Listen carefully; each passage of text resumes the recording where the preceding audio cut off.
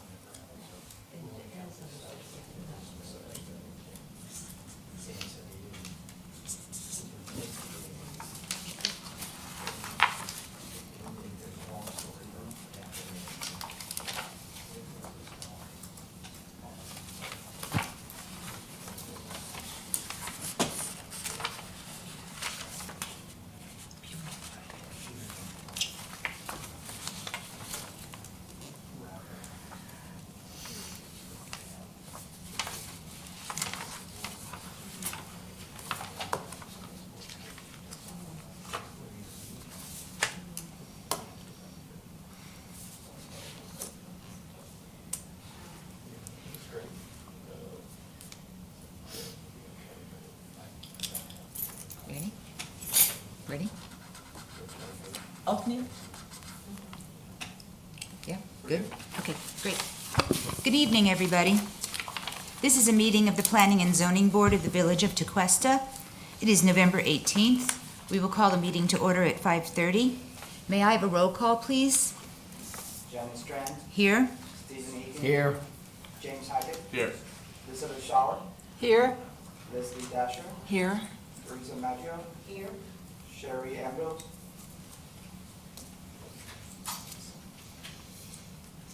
Thank you. I'll move on and I'll ask the board, please, for a motion to approve tonight's agenda. I'll make a motion to approve the agenda. I'll second it. All in favor? Aye. Any opposed? Thank you. Motion passes. I'll ask the board next for an approval of the previous meeting minutes of October 21, 2021.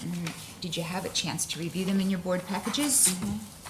I will make a motion to approve the previous meeting minutes of October 21st. I'll second it. All in favor? Aye. Any opposed? Motion passes. Thank you. The first item on our agenda this evening is SPM 06-21, which is an application from 236 US Highway 1 LLC for a site plan modification to change the existing building aesthetics, including type of door facing east, the color of the roof, trim, and brick wall, and the landscaping. The subject application also modifies the layout of the previously approved 656 square foot paver deck fronting US Highway 1. The address of the property is 236 South US Highway 1 in Tequesta, Florida. And thank you, Madam Chair. And before we get started, SPM 6-21 is a quasi-judicial proceeding. So if anyone today is testifying on behalf of this application, can you please raise your right hand to be sworn in? Do you all swear or affirm under the penalties of perjury that the testimony you give here today will be the truth, the whole truth, and nothing but the truth? I do. I do. Thank you. And now I turn to Planning and Zoning Board members. If any of you have had any ex parte discussions regarding SPM 6-21 or conducted any site visits or investigations to the subject property, can you please disclose those at this time? No. None. No. Seeing none, we can proceed. Thank you. Sir, would you state your name, please, for the record? Yes, for the record, my name is Daniel Simpson. I'm an associate senior landscape architect with 2GHO, representing the applicant and the future tenant.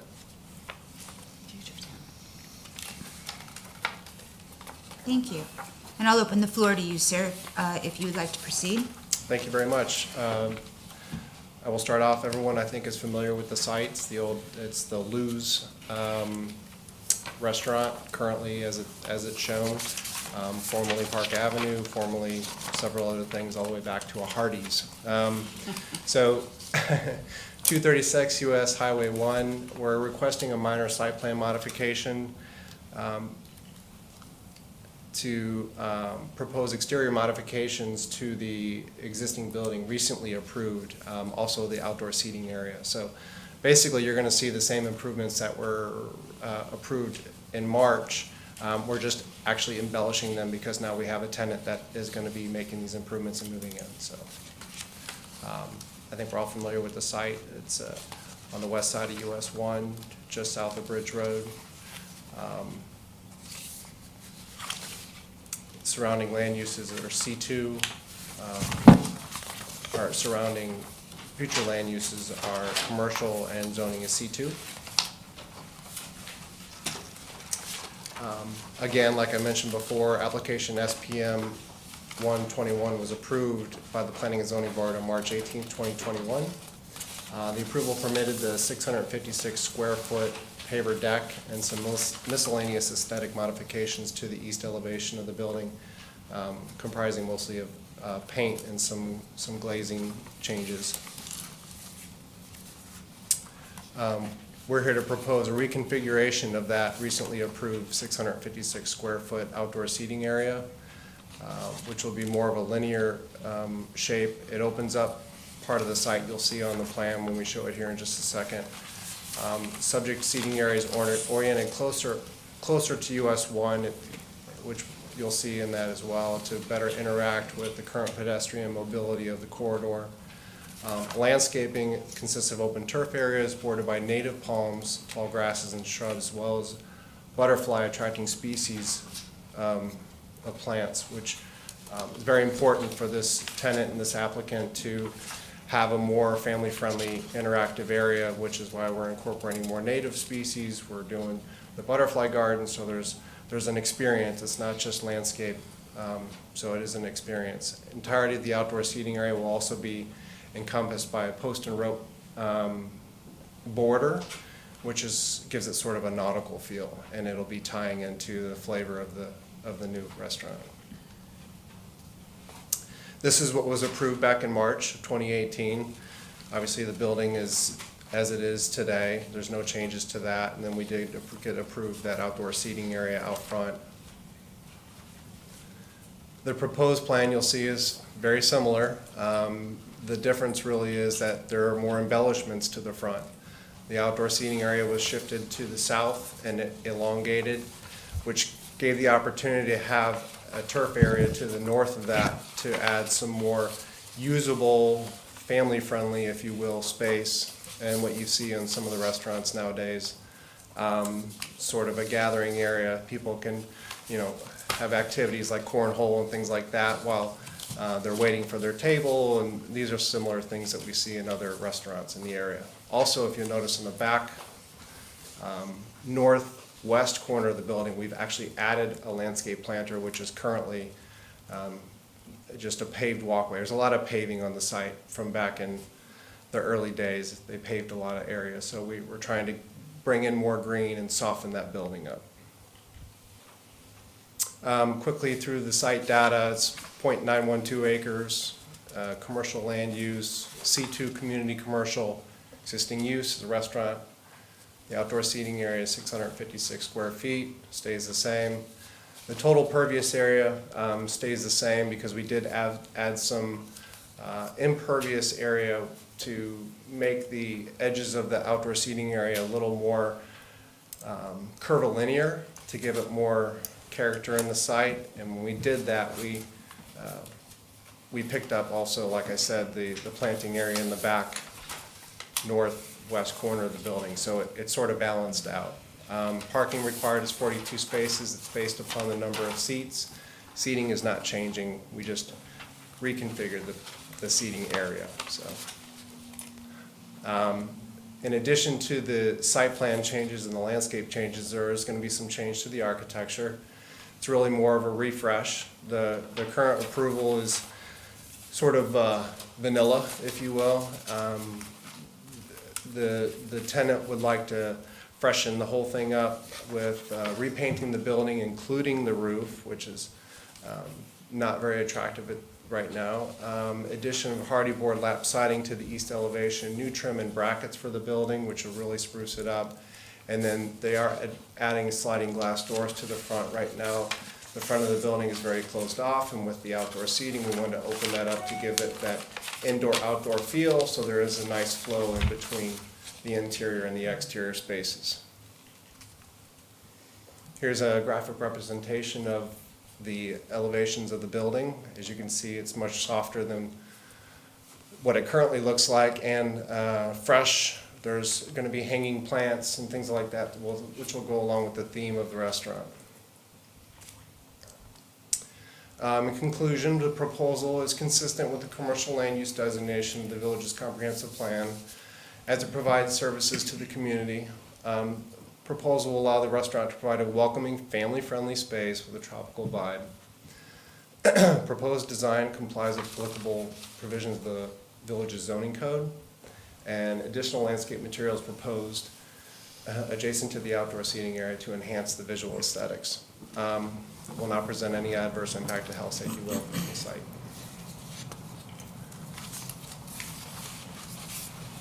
That is the conclusion of my presentation. I do have the future tenant here, which is Jessica Namath. She's here also to answer any questions. I don't know, Jessica, if you want to get up and say anything, tell them a little bit about what your goals are. And yeah, absolutely. Hello. Hi, thank you. Could you please state your name, please, for the record? Yes, my name is Jessica Namath, and I am a local resident. I live at 20 Shady Lane here in Tequesta.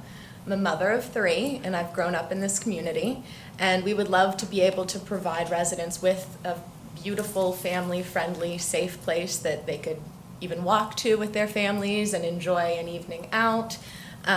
Again, I'm a member of the Environmental Advisory Committee, so I'm a big fan of the native species and making sure that we are enhancing the environment as well as that of our residents, and potentially exposing or allowing children to learn about our native plants and species, which is why he had stressed the butterfly garden being so important to me. And again, I grew up going to Park Avenue and going to this restaurant, and would love to just see it have a great facelift and be available as another wonderful spot for the community to enjoy. And I think with the local businesses, I think Tequesta is really just turning into such a thriving, fun place to be for locals, and we've got so many young families. And again, for me, I have a 10-year-old, a 5-year-old, and a 9-month-old, so being somewhere where I can pull a stroller up to or sit outside and feel comfortable and like my child isn't screaming or, bothering other people. We're really wanting to make a great family-friendly restaurant for people here in the community. Thank you. Yes, and of course, any questions, I'm happy Sure. to answer. Well, at this time, I'll open the floor to the board for questions. I have a question. You have the floor, Liz. Okay. I didn't catch your first name. Dan? Dan, okay. This is the first time since I've been sitting on Planning and Zoning, George, that I have seen that you're using you're using 3 aloe plants, and they're right at the sidewalk. I mean, when I looked at that, I'm like, that is really interesting that you're using, because and it's good for if anybody burns themselves, you got it right there, so, That was part of the reasoning for that picking at. The theme of this restaurant is going to be sort of that old Florida history and having medicinal plants nearby to treat sunburns and things like that. it's the first time I've seen it. I'm glad you picked up on it. Yeah, Yeah, because I don't Well, know many people would. Yeah, remember I that. just, That's cool.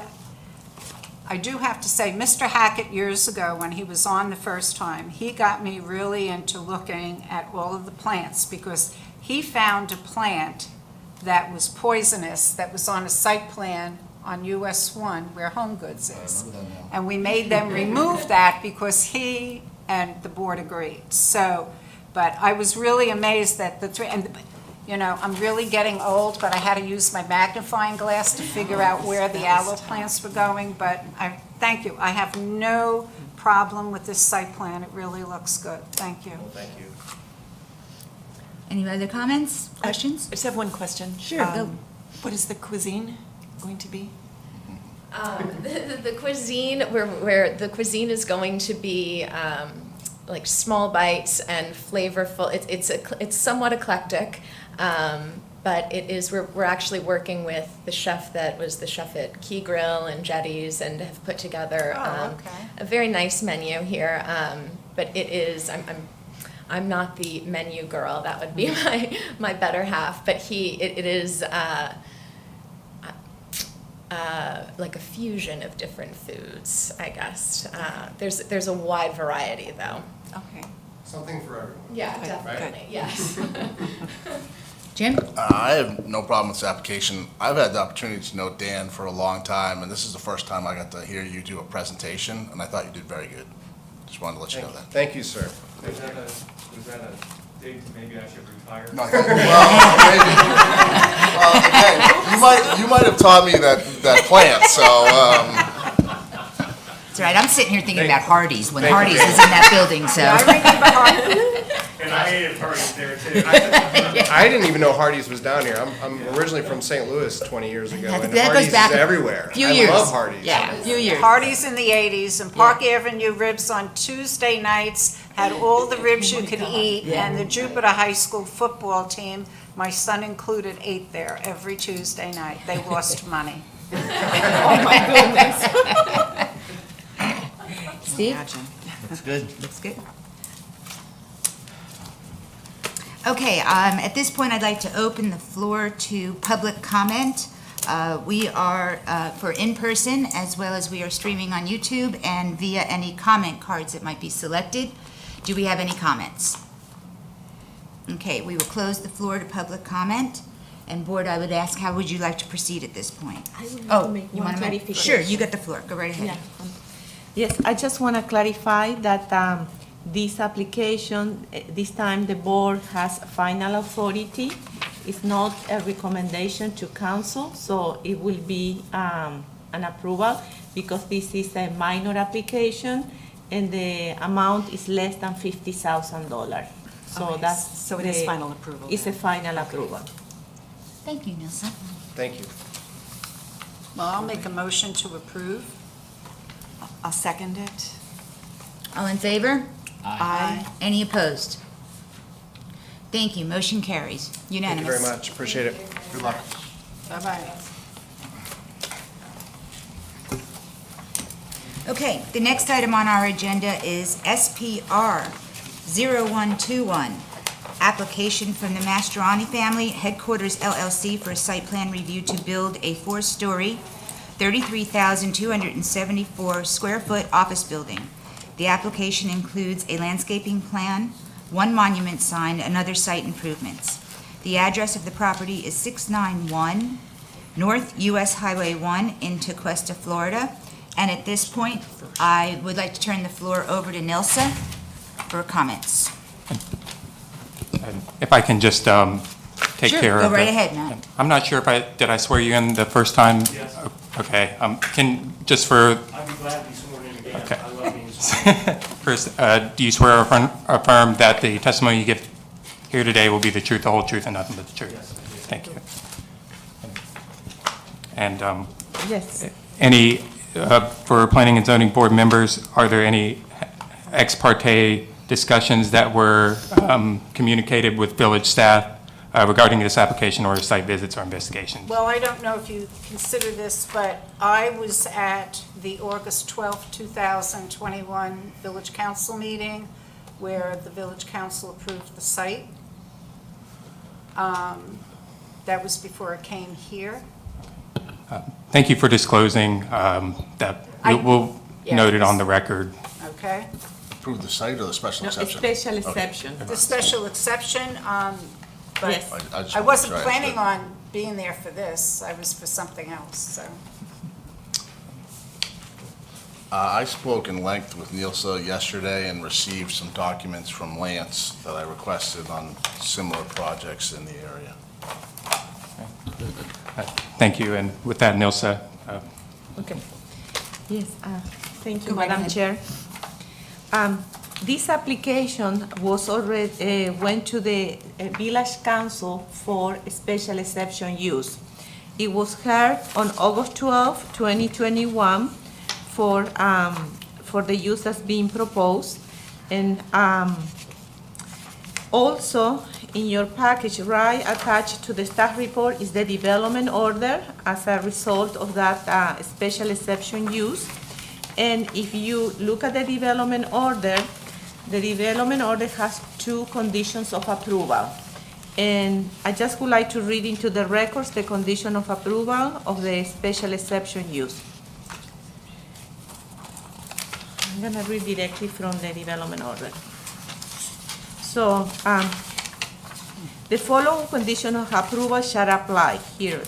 Number 1, it is understood and agreed by the applicant that this special exception use approval is limited to 14,342.4 square feet of gross leasable area of professional office, period.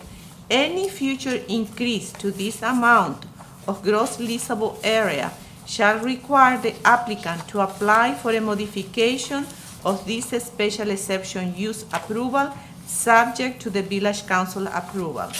Condition number 2, it is further understood and agreed by the applicant that as approved, the site contains sufficient off-street parking to permit a modification to this special use approval of an additional 3,300 square feet of grossable lease area of professional office space, period. In the event that more than 3,300 square feet of additional gross leasable area is applied for in the future, the applicant shall be required to obtain, in addition to a special exception use modification, accommodation for any required additional off-street parking.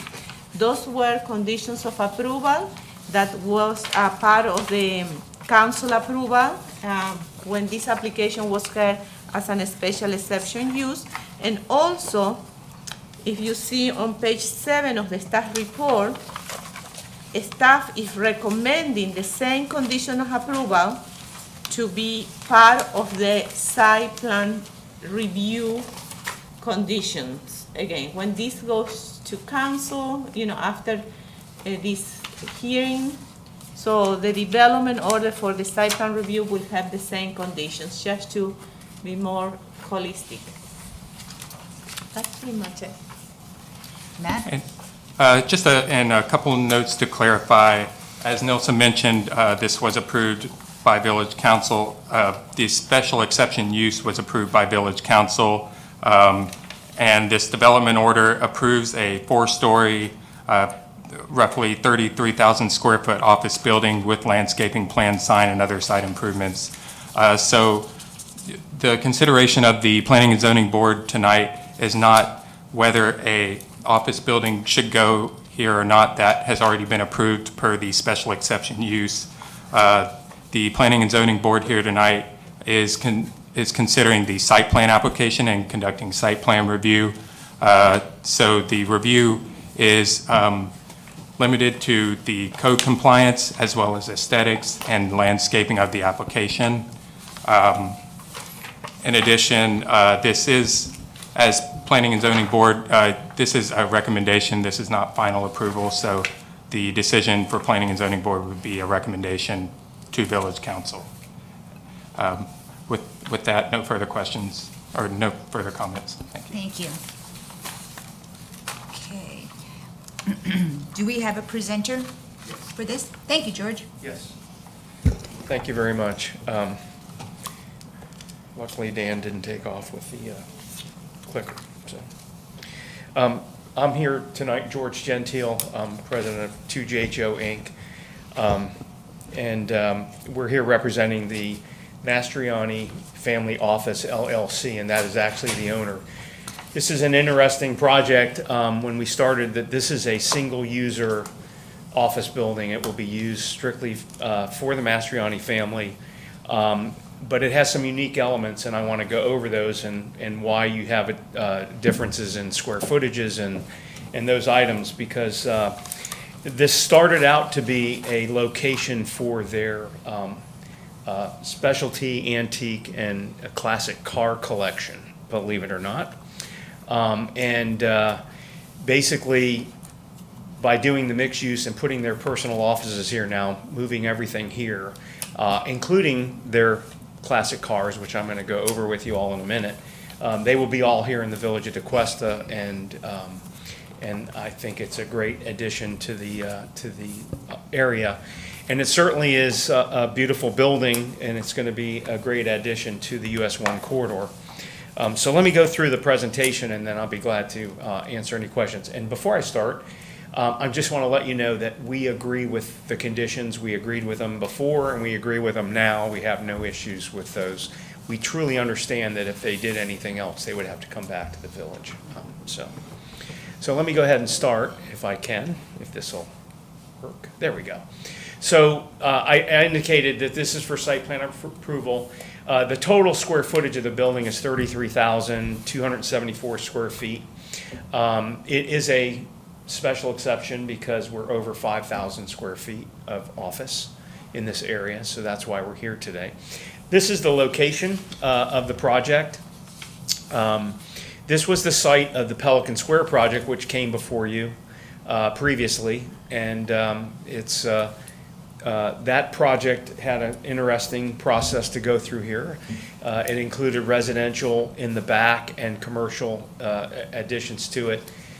There were some issues with the residents in the back regarding the project and the ability to impact them to that area. And we've done some work on this site to overcome some of those items, and I think it's going to be working out very well. And I'm hoping I'm going the wrong way. I'm sorry.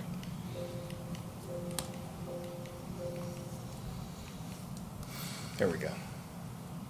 So just quickly, in 2018, the property was changed to mixed use designation from commercial. In 2019, the Pelican Square development was approved by the town council, village council, I'm sorry. You can tell I do a lot of stuff in the town of Jupiter, so I have a hard time with that. In 2021, the MASTROIANNI family, through the conceptual presentation, so we've actually been to the council twice with the project. We took it conceptually before the family bought the property, just to make sure that we were on the right track with all that we're trying to do here. And in August 12th, we did go, as indicated, the special exception was reviewed. The plans, other than some minor modifications to the elevations of the building that we showed them, it's pretty much intact of where it was. Okay, there we go. Oops, let me go back one more. So there's about 14,342 square feet of gross leasable area. You have a code provision that allows for us to utilize gross leasable area. Basically what we're doing is including non-leasable areas in this that your code provides. And one of the largest things is the auto display and memorabilia location on the second floor, because that's what we're going to be having on the second floor. They're not leasing that, they're not working in there. It's strictly the classic car display area, and that's where they will keep them. And I'm going to show you some interesting things that we've done with the project there. And I don't know why this keeps changing on me, but there we go. So gross floor area means the sum of the total areas taken on a horizontal plane of the floor of several floors of the building, measured between the exterior walls, outsides, and exclusive of open areas. This is your gross floor area. When you calculate your project under parking, you're taking the gross leasable area, which means the total floor area designated for tenant occupancy and exclusive use, including basements, mezzanines, and upper floors, if any expressed in square feet and measured from the center lines of those walls. The GLA, the gross leasable area, is that area on which the tenants pay rent, and it is an area producing income and is the square footage amount used by the village in determining required parking on the site. And then I did put in here what your common areas are. This is your definition, and it really excludes a lot of things such as elevator, stairways, lobbies, malls, sidewalks, any outdoor, any landscape areas, public restrooms, truck and service facilities, etc. So we worked with your staff on this quite extensively to make sure that, and the reason that you have the conditions is to ensure that the project maintains itself. They will have about 35 to 38 employees in the project. On the site. That's how many they have in their offices. And I'm going to show you that in a minute. I'm not going to do a lot of time, but if you look at this, this is the comparison of existing zoning and the existing land uses in and around the property. And because you all are very familiar with it, is right on the US 1 corridor, I'm not going to go through it. So what we did with the building is we took this building and we pushed it all the way to US 1. So the US 1 side is a very beautifully landscaped visual corridor along the pedestrian walkway there. And then we have taken the parking. There is surface parking in the back with a appropriate landscape buffer to the residential, so there isn't a building right up on top of them. And then we have actually put a majority of the parking also underneath the building. So the first floor of the building on the east side, you will go under the building and park in there, and I'll show you that in a minute. It's a 4-story building. It's about 3 and a little bit more visible on the US 1 corridor, so it stays in a very good architectural sense and place of that US 1 corridor as far as scale goes. The landscaped open space area, we've provided 37%. Your code requires 25%. We've increased that extensively on this project. The building height meets the code. It's a total of 49 feet 6 inches. We provided 59 spaces on site, both underneath the building and on the surface parking. The requirement for the square footage is 48 spaces, and so thus the number that Nilsa indicated, we have enough parking for another use of 3,300 square feet, which we're not using right now, but we would need to come back to the village to exceed that or change the uses inside the building, and we've agreed to that condition. Basically, the considerations, it definitely improves a vacant land that's been sitting there. We are maintaining consistently with the comp plan. I do want to say that there is an alley that goes through that we are still maintaining the public access easement that goes through the property in that open air parking lot. They're still going to be open to the public to drive through there as the alley, just like Pelican Square did. And actually, in this case, the alley area or the easement will be almost exactly where the alley was previously. It ensures compatibility with the existing built community, and the building, as I indicated, goes close to US 1 to keep it away from the residential area, and it meets all adopted levels of service that you have. Okay. Architecture. I do have Ms. Tammy O'Rourke here from Spina O'Rourke's office. She's our architect, and Mr. Joe Gomes, I think, is here. And so they're here to answer any questions, but I'm going to go through it, and then if you have any questions, they'll be glad to answer it. This is it's a distinctive traditional architectural style, and we think it's a great addition to the US 1 corridor here. I want to go through the floor plans very quickly. This is the parking floor plan on the accessing it from the driveways from the east side. So you'll come in and there's a parking core on that side. There, of course, is the entry lobby to the elevators, and also there's additional stairways. But in the one area that, and I don't think this works, but in the right-hand upper corner of the building, you'll see a car elevator. That elevator will be what they'll use to put the classic cars up and down into that space on the second floor. And when they take them out for any repair, use, or whatever, they will use that for taking them in and out. The second floor is totally for the display of memorabilia and their classic cars. We've thrown some in here. There'll be some chairs to sit. They will use this just for their display of those items. There'll be a small kitchen bar at the one end that they have, but this will be really a space for the display of the vehicles. On the next floor, which is the third floor, this is where the office use is. It's laid out with their offices, conference rooms, their lobby and reception area, which will be located towards the north side of the building.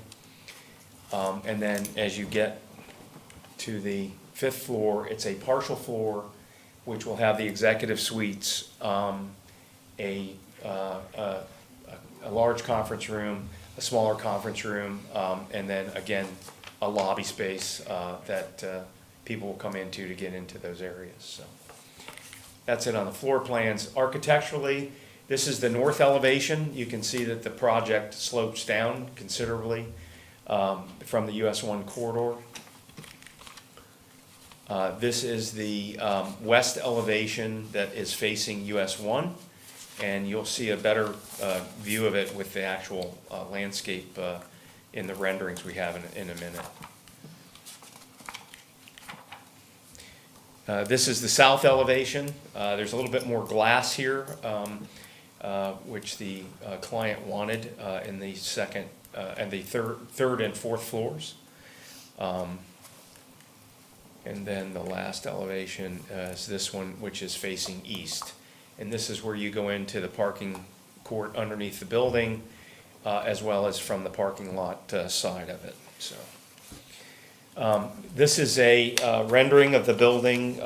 This is, of course, the US 1 corridor area looking to the northeast, and that is what the view will be on the US 1 corridor side of the project. This is looking south on US 1 of the building. And this is another perspective from the back side looking northeast. I'm sorry, northwest of the project, and you can see the partial upper floor, and this is the 4-floor section of the project. Get another clicker here, I think, pretty soon. So anyway, in conclusion, this is our request. It's a 33,274 square foot building, which includes what I've shown you. It meets all the code requirements and is compatible with the surrounding community. Your staff has reviewed this and indicates that we meet all the comprehensive plan elements in the zoning code, and we agree with the conditions of approval. And I'll be glad to answer any questions. So. And I'll open the floor right now to the board. Any questions? When I was going through, it's the stormwater management report, it was the only place in here which drove me absolutely crazy, because it said it was a 4-story car museum project from Arteman Associates, and I went nuts trying to figure out, I'm like, where are the cars on all floor when I'm seeing office space? So, and then. Well, it's on the second floor, but it's not a museum. It's yeah, because it just, kept saying that it's a 4-story car museum, and I'm like, okay, somebody screwed up here, so. I appreciate that comment. We'll make sure that that's You know how I modified. am, I'm sorry. That's all right.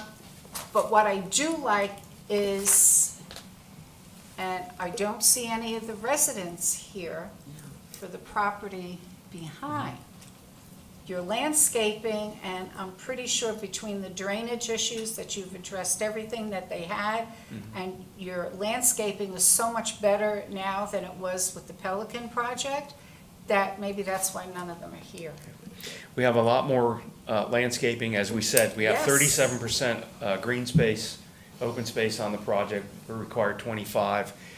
We've moved the building away from that side. If you recall, they had townhomes, 3-story Oh, yeah, townhomes, and that's all the way what- up against the wall, and we had a very minor, a minimum code landscape buffer back there on that project, because we were trying to keep commercial and residential both going on that project. The other thing that I really like is the fact that the building is closer towards US 1, and it's just, it will give it a real nice, I think, an aesthetic thing when you're coming down, and it's like, okay, really.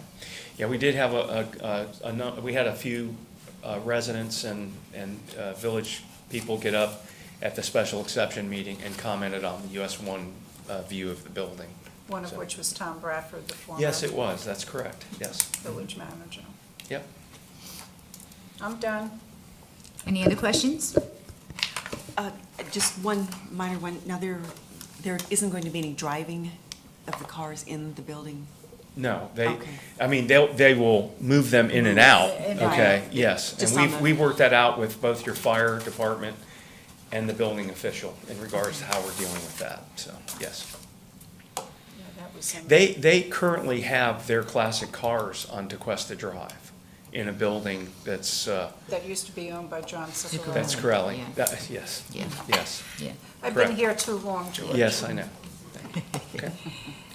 Jim? I don't have any questions. When I came into this meeting, I figured my hands were a little bit tied because I wasn't part of the special exception, and from what I'm learning, I'm not really allowed to discuss it, I guess, but I just don't see how it met the mixed-use comp plan or the mixed-use land use district on how it was supposed to serve the residential neighborhoods of the village. But I guess my main concern is that if my numbers are correct, we're only parking 43%, or 43% of this building is leasable area. And it's my understanding this is a single tenant owned building, so there's really no leasable. They own the whole thing, they're gonna be owning it. So my concern, I think, is in the future, if they decide to leave or for whatever, we're gonna have this very large building that we can't park. And they're gonna wanna lease it out because, there might not be a tenant that wants it for the same use. Not saying they're going to leave, but, over time, they could. Things change. So I just don't like this. I think it's a very large project for a 1.05 acre property. And I'm really concerned with the lack of parking. I understand how the applicant used the code and they used it correctly. But I just didn't like this project from when I first reviewed it a couple months ago when it was put in front of us. And I just don't see how, even if you add the square footage, the 3,000 square feet, you're only at a 53% leasable. And I asked Nielsa to send me the other office building that was recently built, and they at least had 61% office, which made it a little bit more. But at a maximum, we're going to be able to lease out, or at some point, they're going to be able to lease out, if that ever happens, 50% of this building. And I just think we're going to have potentially an open office building at some point in the village, and I don't see how that's good for the village, so. Well, my comment is this, this term gross leasable area, in my opinion, that's net leasable area.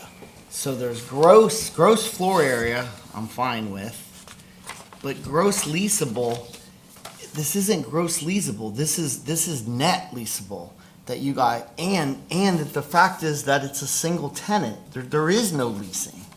So the whole parking calculation, in my opinion, is not correct. And it says the definition of gross leasable area means the total floor area designed for occupancy and exclusive use, including basements, mezzanines, and upper floors. I've been reading through this, and this is net leasable. This isn't gross.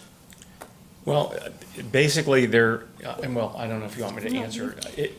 If you take even though it's a single user, if it wasn't a single user and they were going to lease anything, it would be really the use on those two floors.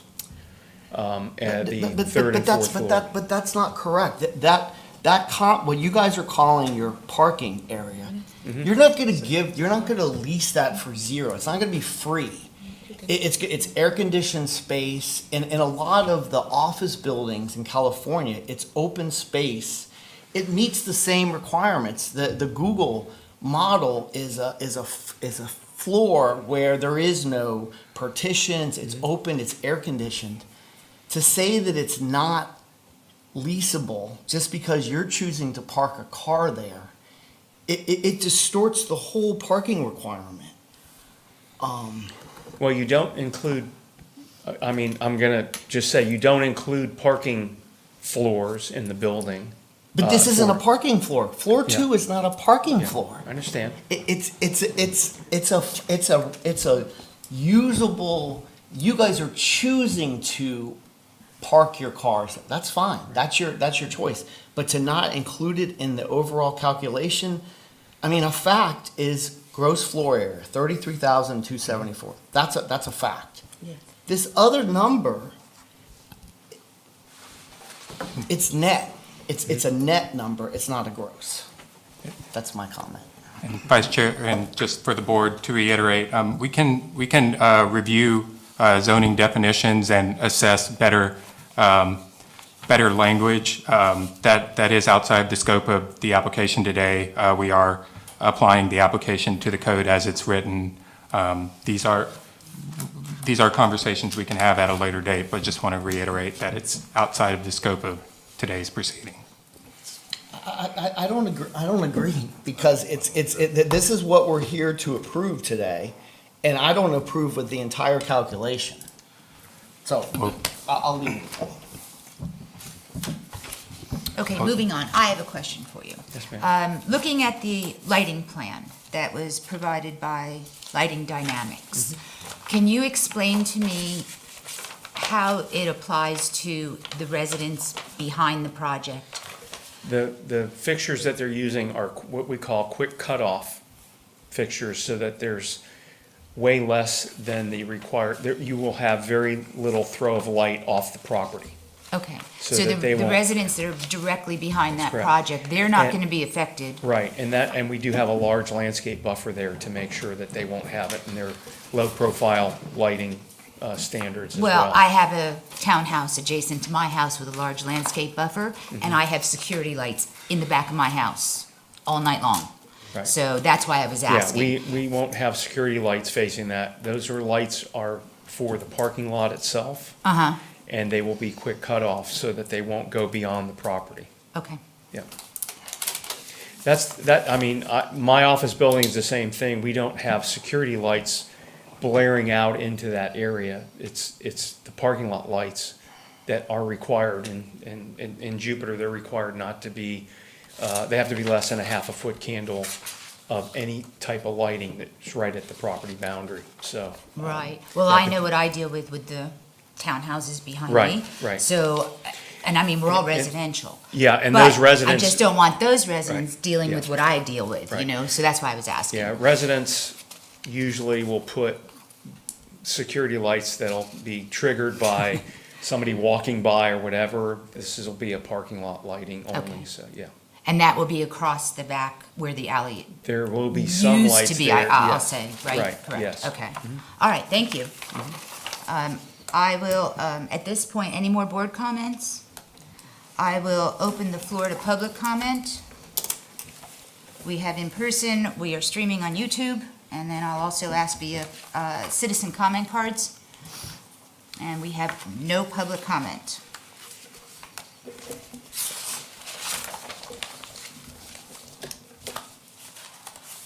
So board, how would you like to proceed?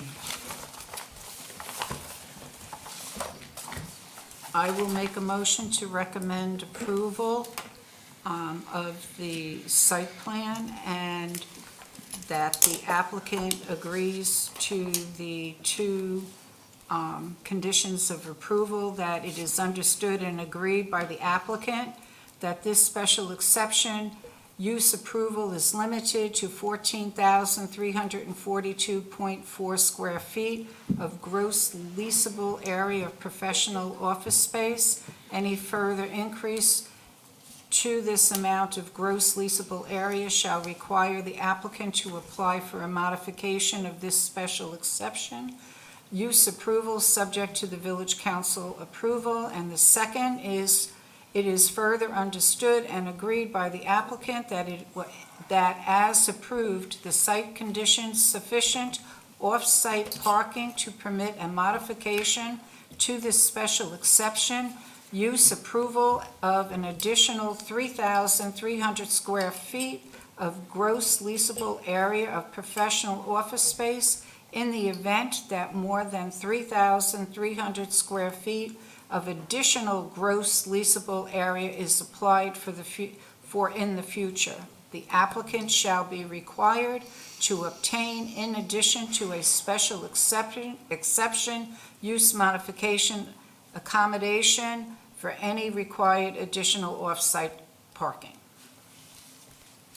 Do we have a second? I'll second it. May I have a roll call, please?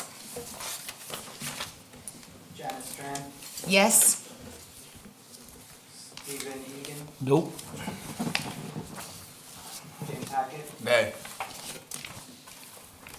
Elizabeth Shower, Yes. Leslie Gasser. Yes. Thank you all. Appreciate it. The motion carries. It was 3-2, correct? 3-2. Thank you.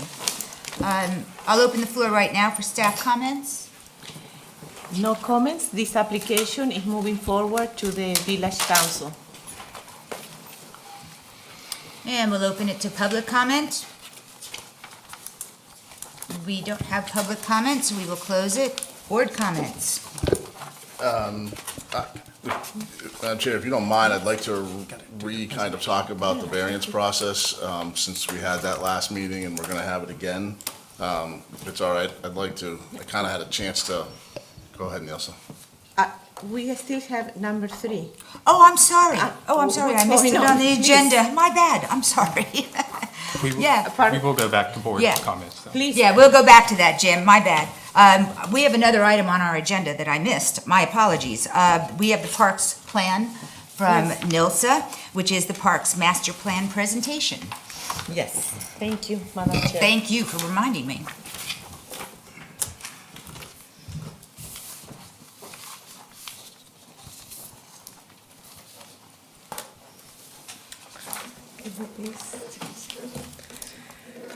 Good evening, Madam Chair, Planning and Zoning Board members. For the record, Nilsa Zacharias, Community Development Director. And I'm so excited to be here presenting our Parks Master Plan. So as you all know, the village has started the preparation of a Parks Master Plan, and we started in October. And the purpose of this presentation, we have two purposes. Number one is to inform this Planning and Zoning Board where we are with this Parks Master Plan, and the most important is to listen your input, to listen your ideas. So first I have a PowerPoint, and then I will walk in there and I will start showing you some of the latest plans that we have, and also Osniel will be writing down on the notepad your ideas. So let's start with the PowerPoint first.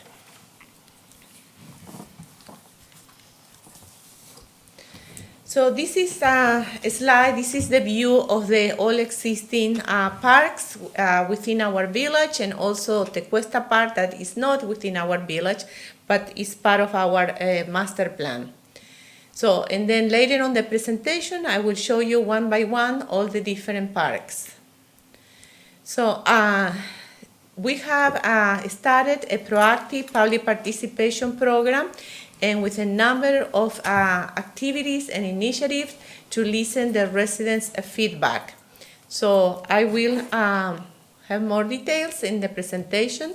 So there was a number, one of the most important part is that a survey that is being, I'm hoping each of you had the opportunity to fill out the survey, and I have latest numbers to report later on the presentation.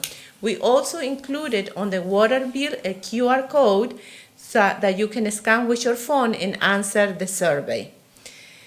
It's on the village website, and also on the every Friday when our village clerk sends the notification, it's also there. There is a link to answer the survey.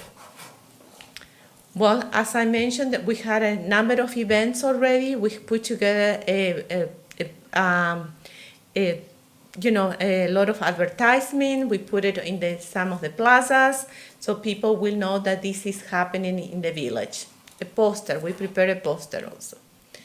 So far, this is a summary of all the events that have been, there was a kickoff open forum October 12th, and then in each of those events, there was a kiosk with a table and a tent where we were engaging and informing residents with regard to this Parks Master Plan.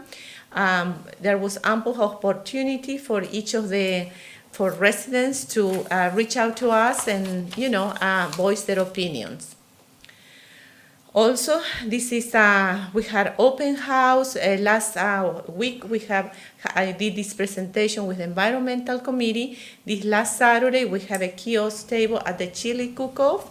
And then tonight is the presentation to the Planning and Zoning Board. And we're also gonna have a kiosk at the Fall Festival this Friday and Saturday. So these are just a quick slice of all the events that has been happening with regard to this Parks Master Plan. This was on October 12th here at the Chambers. October 15th at the kiosk at the Halloween event in the Constitution Park, where we informed residents and they had the opportunity also to answer the survey. This was the Shredded and Coffee with a Cup, October 16th, was on Saturday. We had a lot of residents stopping by and asking questions. There was a design open house in the Cuesta Parks on October 23rd. Well, we have an opportunity to also continue talking with the residents. The children also had an opportunity to voice their ideas, because in reality, they are the one using the parks quite a bit. So we need to listen to them. As a result of this public outreach, we started to putting together some draft conceptual plans for Remembrance Park, and which I will share with you once I get to the table. 2 open houses, one October 25th and November 6th here at the Chamber. The main goal, what is the main goal of this parks master plan? Is to listen our residents to understand what are the needs that you can voice your concerns with regard to the parks. And so the vision of the residents will be the keystone of this parks master plan. And the main purpose is to prepare a long-term strategy and a funding plan for our parks. So based on these surveys and based on all this communication with residents, we will put together this plan. And now, again, I would like to show you one at a time the parks that are within our boundaries, and one of them is not, but we use it very actively. So as you all know, our favorite park, Constitution Park, is owned and operated by the Village of Tequesta, and it does not need introductions. Then we have Tequesta Park. It's a 42-acre park owned by the state and located in Martin County. It's leased and maintained by the Village of Tequesta. Those are photos of the existing conditions. There is a natural area on the back area, very nice pedestrian. So, and we will talk more about Tequesta Parks once I get to the table and show you the designs, ideas. So anyway, we also have the linear park. The linear park runs parallel to Old Dixie. It's owned by Florida East Coast Railroad and is maintained by the Village of Tequesta. So this is also part of the survey. Then we have the Village Green that is located here at the municipal complex and is owned and operated by the village. Remembrance Park. This is very important because it's a vacant site and we would like to listen what ideas, what would you like to see in this Remembrance Park? This is a big part of the survey that we are looking for input for residents. Then we also have the Banyan Tree open space that is part of our green area. Coral Cove Park is within our boundaries, however, is owned by Palm Beach County and is maintained by Palm Beach County. But since it is within our boundaries, we are including perhaps, and it's also part of the survey, if residents have strong opinions, we can always raise our concerns to Palm Beach County or send them the ideas. And then this is Gelona, which is owned by the U.S. Department of Interior. It's a 50-acre natural area. And again, this is within our boundaries, even though we don't own and we don't maintain. So many people have asked me, well, what exactly is this parks master plan, Nilsa? Tell me. So, and this is just to answer that question. Again, it's a long-term strategy and financing plan for our parks. So this parks master plan, we have short-term actions, middle and long-term actions. So, and that's gonna be captured on our capital improvement. So what are the benefits? Is to transform the community vision into plans. Because if we just talk about it, well, I would like this, I would like that, unless we have a plan and unless we have feasibility, financial feasibility, so we need that to make it happen. Otherwise, it's just a dream or, a vision. So, and this plan will enable the village to prioritize resource allocation, fiscally responsible, environmentally sound, and publicly supported. So there are three key elements. This plan must be consistent with our comprehensive plan. We have a chapter in our comp plan, which is recreation and open space. So the plan needs to be consistent, responsive to the needs of the residents, and also be flexible to adapt to the future. So the public participation engagement has basically inclusive, engaging all ages, inform the community about parks, listening to our residents, and mainly define the community vision and core values. And I like graphics, so I believe that these graphics summarize what is about this plan. Right in the center is the community vision, the participation, and then it will include specific chapters that I will talk a little bit more about it. It will, I call it X-ray the existing conditions of this park. It will tell us how many acres, what's happening in each of these areas. Then obviously analyze the needs and also the preferences of the residents, develop, prioritize a number of tasks, because it will be task action oriented, and then finally we will adopt and implement the plan. So these were, like I said, we started a number of the kiosk events. In each of the events, we are also doing interviews one-on-one. We actually started today. We interview 5 members of our residents. So if anyone who would like to be interviewed, the interview is conducted with Mr. Allen and myself. So it's more an in-depth conversation. So please let me know if you would like to be part of the interview. We are doing that now in November and December. So, and also we are reaching out to our boards, the environmental and the planning and zoning board. Surveys. So we provided online survey, paper copies. I have here paper copies. If you'd rather fill up a paper copy, I can provide it to you. So how many do we have? Last week, November 11, we have a total response of 207 responses already, and 197 were online, and there were only 10 paper copies. So I highly encourage you, please talk with your neighbors, with your friends. We would like to reach out to at least reach to 300, and the service will run all November and all December. So once we have a draft report, the report will include these chapters. There will be existing conditions and analysis. One chapter will be dedicated to the public participation, then analysis of need and preferences, and then identify recommendation. And the one at the bottom, which is the most important, is the action plan and capital improvement. So that will be, I believe, one of the most important chapters. Once we have a draft report, I will be back to the board and present that draft report. So, and listen to your opinions. What do you think about the draft report? And give us your input, please. So then, based on all the draft report edits, we will prepare a final master plan report.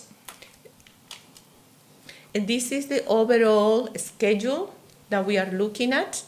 So as it says there, November, December, so we are, conducting a number of events, surveys. So they will be all, the surveys will finish at the end of December. Surveys, interviews, kiosk at events, and then we'll start preparing. Number 7 is the draft report. In December, we're gonna start working on that. And by the end of February, we would like to have a draft report so we can start presenting again to the boards, to the community, to council, in order to prepare the final master plan. So now is when I will approach here, because this is, as I said, the most important part of this event is to listen your ideas, and then and we will start with Remembrance Park. So this is actually the drawing. Let me put here.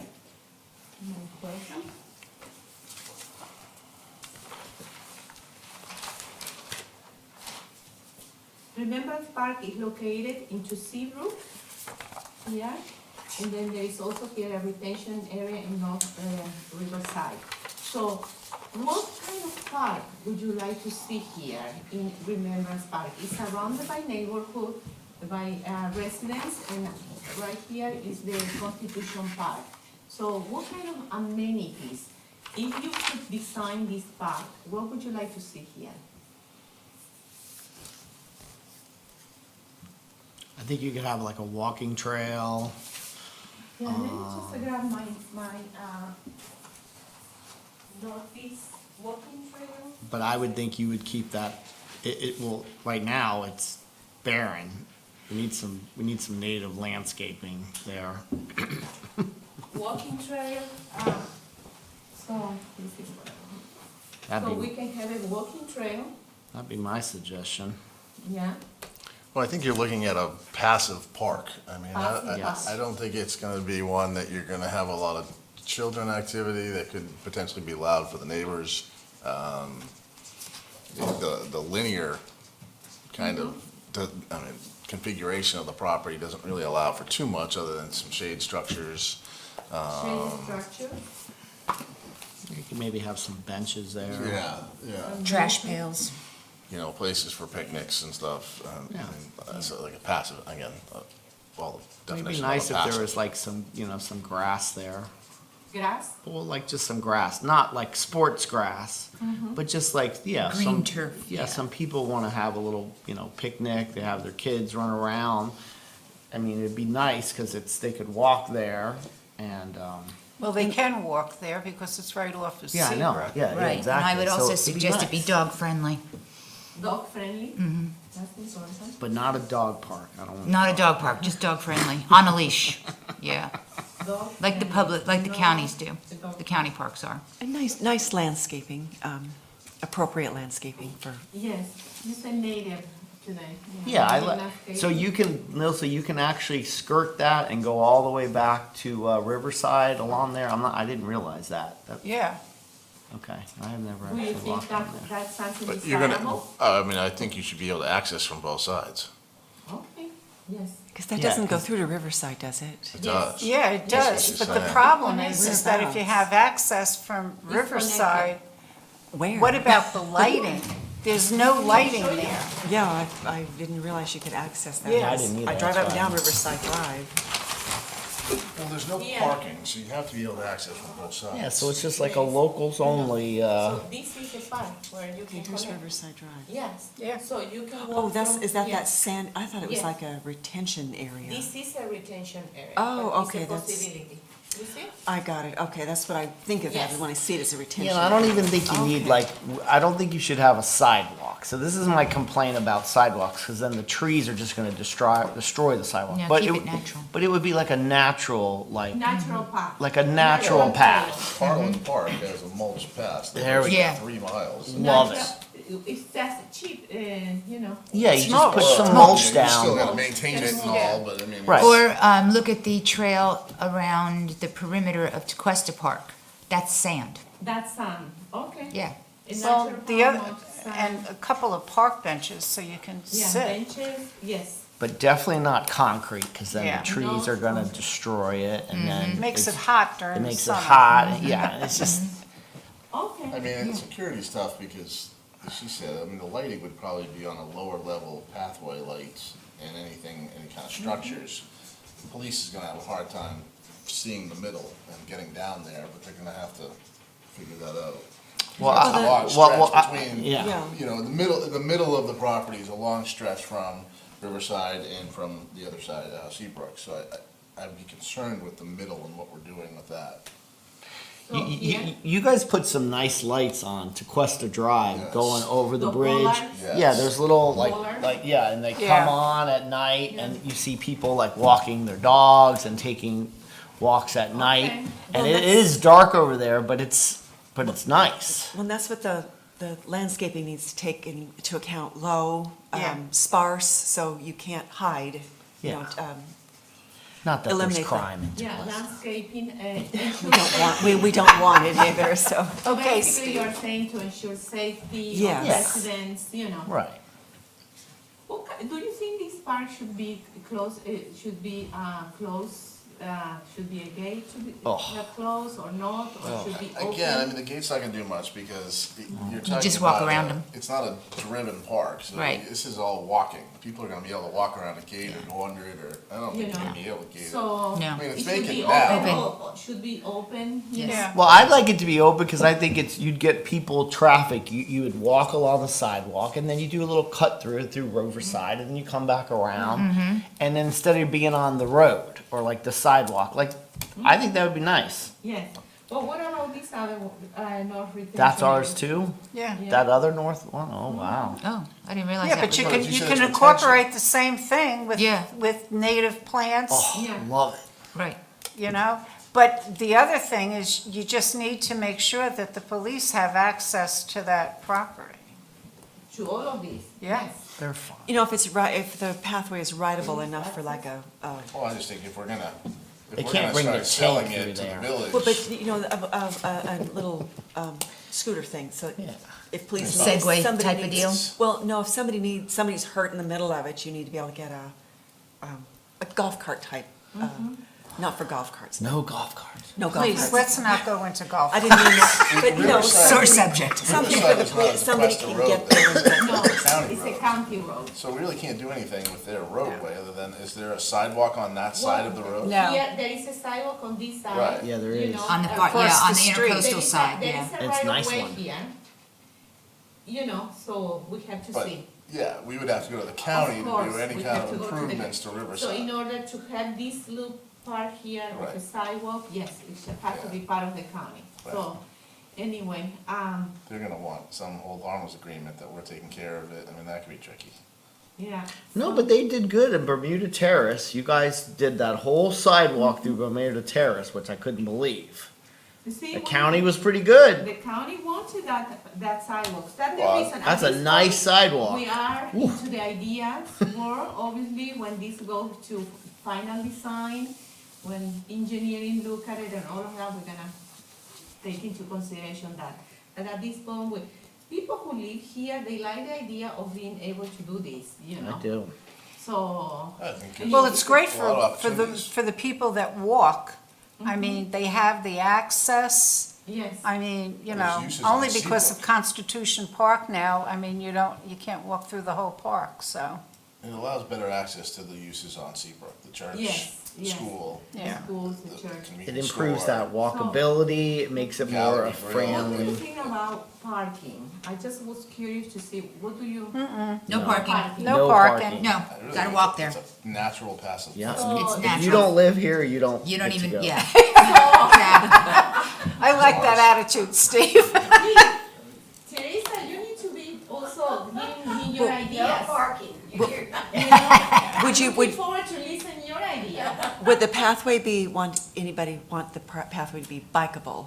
Yeah, I Well, would say that that's what I was asking. we're gonna be careful because of handicap That's accessibility. what I was going to say. When you say no parking, please remember that are people, okay, let's start from the beginning. This true. obviously is a neighborhood park. As a neighborhood park, it's a walk to or bike to park. However, if for ADA, for accessibility, let's say you live far and you cannot walk or bike, and you want somebody to take you there, or you can. You have Constitution Park right down the road, Nielsen. Yeah, but that doesn't work. That's not gonna work. That's Yeah, it's not be- gonna that's fly with ADA. That's a No, state. it's gotta a be state open to requirement, everybody, yeah. Not a city. So, Yeah. So that's put the one part. parking space Or for, at least a drop-off handicap. space. I would say a limited number of parking. Okay. You know? Where would you So- put parking? What's your Oh, idea? Right here. Yeah, but how are you gonna do that? You Well, can't just have it back up on the But you've Seabrook. got a house that's Oh, just you wanna have a- adjacent to that, that's up What- for what's- sale right now. What's the frontage on What is- Seabrook? Oh, Here to it's, here. Yeah, I don't remember exactly what is the dimension, 100 you feet? know? it's gotta be. no, it's 200 more. feet? It's Dunno. 1.76 acres, so, Yeah, but Well, that'll that's determine if you can get some kind of, at least drop-off. Like, if you can get a a turnaround. one-way, let me in it- show a you. one-way. A half a loop. circle. We already have, one second, let me show you. We already have, one design. This was something that was prepared, previously. So, What's Seabrook? here, Can we turn it? one second. Put Seabrook where we think Seabrook would be? Yeah, that's perfect. Bingo. So where's Seabrook? This Right is there. Seabrook. That's Seabrook, That's okay. Seabrook. So Okay. this was, I did not do this design, it was provided to me, you know, so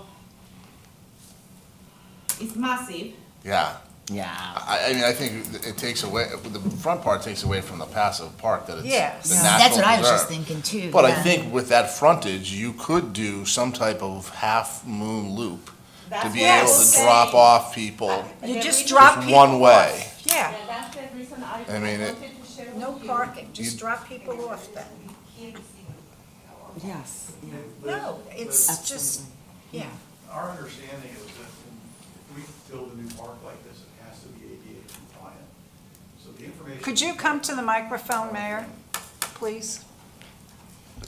As Nelson said, this has been widely discussed, and Nelson may be able to add more color, but the understanding I've gotten from the input we've had from various parties is that if we move forward with developing this as a new park, we are going to have to be ADA compliant.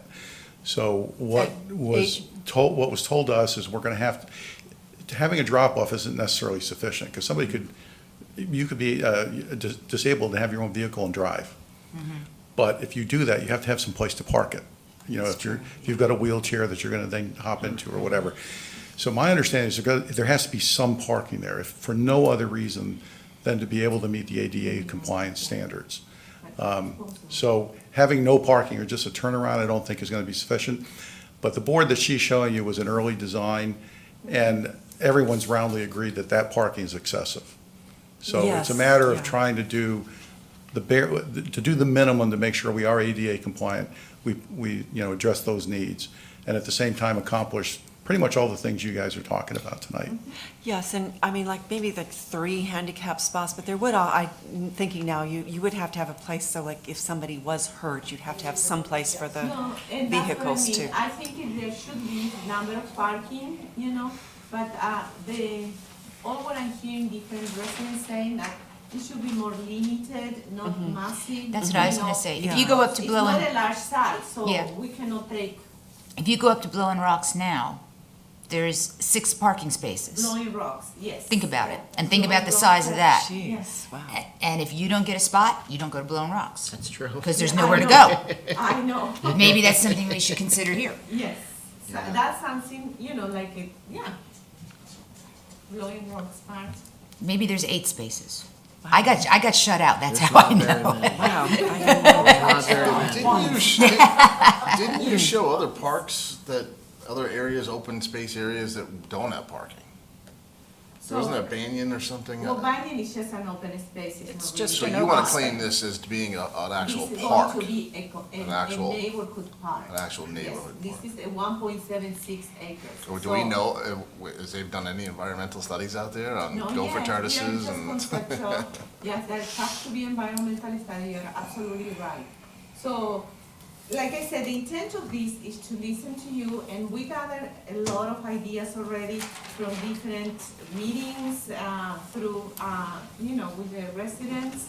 So, and the consensus is that it should be passive because it's surrounded by homes, So, being passive is important, native parks, trails, kind of low-key, and the idea of connectivity is also, is interesting, and people are interested on that.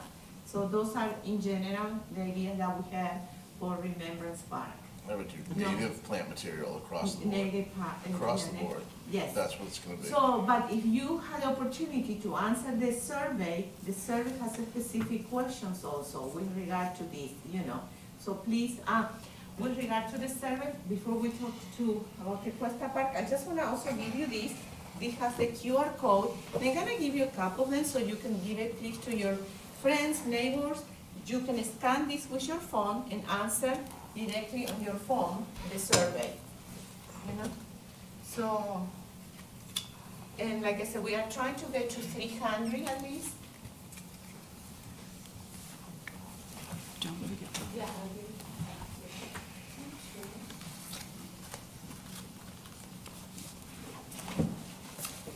So, okay, yes, I think the consensus we are getting there. Oh, I just wanted to share with you before we talk about the Costa Park. This is just a small draft that we are putting together. We started putting together in the office, like this is Seabrook, and for kind of a little pavilion and a little walking through and connecting and, you know, so, this is just, initial, drawings, conceptual, so starting to work on that. So, okay, let me talk to you about the Cuesta Park. As I put together on the presentation, you know, this is a 42 acres park. We don't own it, it's owned by the state, and it's actually located in Martin County. So, anyway, but we maintain it and operate it for a number of years. So, I just, before I show you another design, I want to start with this clean slate and just hear you out. What would you like to see here in this park? What would you like to improve? So, I walk that park at least 3 times a week. I walk the so perimeter. you walk here? No, you, well, if you, here, I'll show you. Can I just ask, You so can- we don't own it, we Yeah. just maintain it, are we Well, let's actually see, hang considering on. putting money into that? That's something we don't own? Oh, you should go to a So, village council meeting. If know you I come, Yeah. One So- second, please. One I'm not- second, I'm not- One second, please. The chair of the board is if you, talking. this is the entrance here, so you usually park over here, and we take this path, this goes out to this path, and it's And you walk all around. all the way around. Yeah, it's just a square around the perimeter It's of a the park. beautiful walk. And this back here is very, very shady in the summertime, when it's really super hot. So this area back here is, Do you walk your dog back there? yeah, I take the dogs back there, yeah, absolutely. They love it, because we always see turtles and So let me show you wildlife. how it's there. So these are photos back there. You know, I took these photos. Look at these beautiful little trails. That's the back of the park, Yeah, where she's that's the pointing back right of the now. park. Yeah, that's the back of the park. It's so shady and really. In the That's when it morning, butts up to Jupiter Hills and the. yes, that butts up to the golf course. Yeah. That's has correct. It's been years some since I've been natural back there. Yeah. But it also has a number of invasive Species. species, you know, so Yeah. anyway, some of, We've seen butterflies back the size of my hand. I mean, it's no, gorgeous. it's It's really pretty back there. beautiful. And it's old Florida, that's what's nice Well, about it. I know, and when I first moved here at the pavilion, my Girl Scout troop, we used to meet there.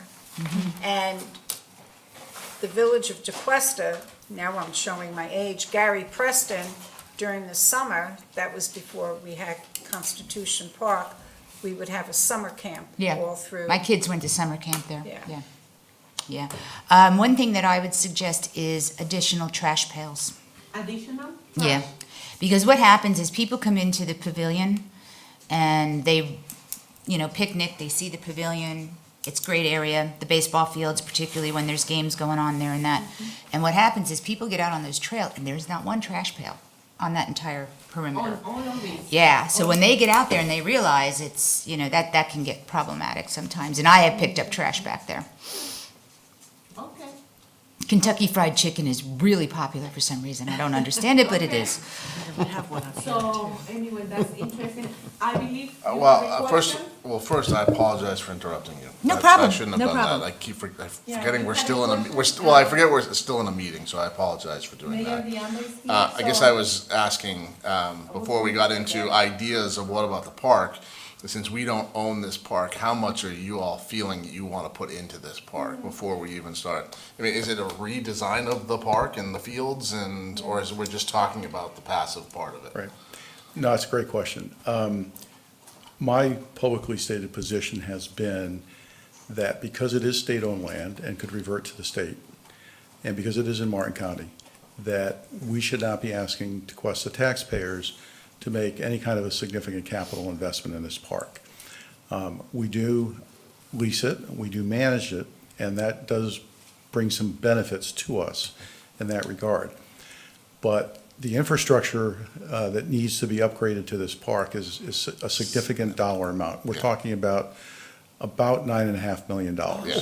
Okay. So. You're so- absolutely right. The park's So, in terrible condition. so where we are with this is, Recreation. there's been already a lot of discussion about Tequesta Park, also a lot of misinformation out there about what people have or have not said. But fundamentally, the way we went into this was we said, okay, we've got 42 acres, 24 acres of which are natural. Our commitment was not to intrude in revitalizing the park. We're really talking about revitalizing the recreational component, and to not intrude into the natural areas whatsoever. The only thing we would do with the natural areas would be to remove invasive species and replace them with native species. So we would want to improve the park in that manner. What we would like to do with the recreational areas is bring them up to a reasonable, usable standard. You mentioned baseball. JTA won't even play baseball games out there because the infields aren't safe. If you go out there, because I live fairly close there, and I walk that park all the time now as well.